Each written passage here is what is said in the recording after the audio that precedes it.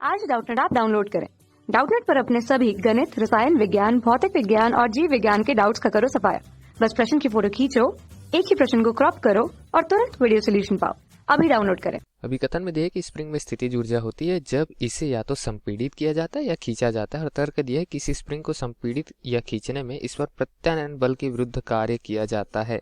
तो दोस्तों यहाँ अभिकथन जो दिया है और तर्क जो दिया है, इनका सत्यापन करना है। हमको देखना है कि दोनों में से कौन सही है कौन गलत है। यदि दोनों ही सही हुए तो ये भी देखना है कि क्या तर्क जो है अभिकथन की सही व्याख्या करता है अथवा नहीं। ठीक है, तो उस आधार पर हम बता पाएंगे कि दिए गए विकल्पों में से कौन सा विकल्प सत्य है कौन सा असत्य है। अभिकथन पर दोबारा चलते हैं।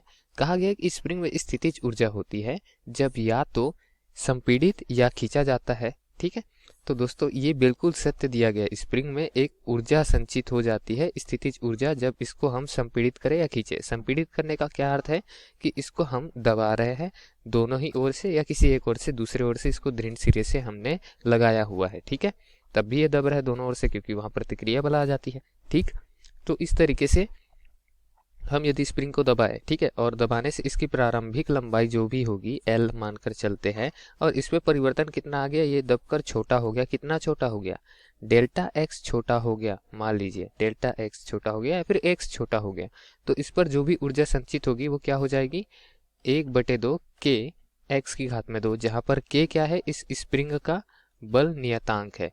ठीक है, मतलब प्रति एकांक बल पर वो कितना लंबाई खींच सकता है वो है।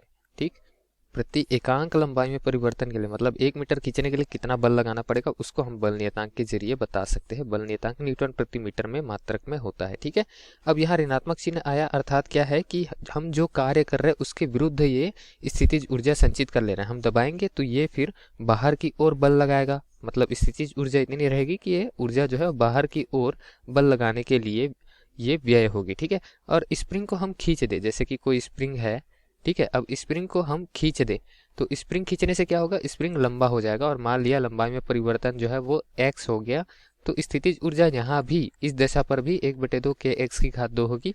और जो हमने खींचा है तो स्प्रिंग दोबारा खींचने का प्रयत्न नहीं करेगा। जो भी स्थितिज ऊर्जा संचित हुई वो ऊर्जा स्प्रिंग को वापस इसके मतलब इसकी प्रारंभिक अवस्था पे लाने का प्रयत्न करेगी। और यहाँ पर जो के लिखा है वो भी बल नियतांक ही है। ठीक है, यू स्थितिज ऊर्जा है।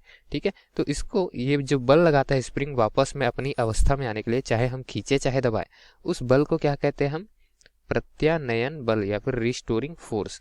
ठीक, तो दिए गए प्रश्न का यही हमारा उत्तर है कि अभिकथन में जो दिया है वो सत्य है। संपीड़ित या खींचा जाए, जो भी किया जाए, तो स्प्रिंग में स्थितिज ऊर्जा संचित हो जाती है। ठीक है, तर्क दिया है कि स्प्रिंग को संपीड़ित करने या खींचने पर इस पर प्रत्यानयन बल के विरुद्ध कार्य किया जाता है।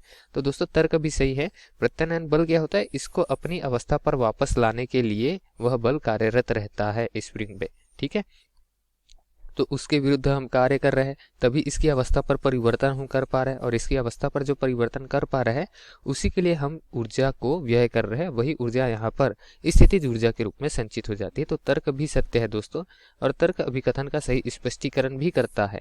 ठीक है, तो इस तरीके से विकल्प ए सही हो जाएगा कि अभिकथन तर्क दोनों सही है तथा तर्क से अभिकथन की सही व्याख्या हमको प्राप्त होती है। धन्यवाद। कक्षा 6 से 12वीं से लेकर नीट, IIT, JEE वो एडवांस के लेवल तक 1 करोड़ से ज्यादा छात्रों का भरोसा। आज ही डाउनलोड करें डाउटनेट ऐप या व्हाट्सएप करें अपने सारे डाउट्स 8400 400 400 पर।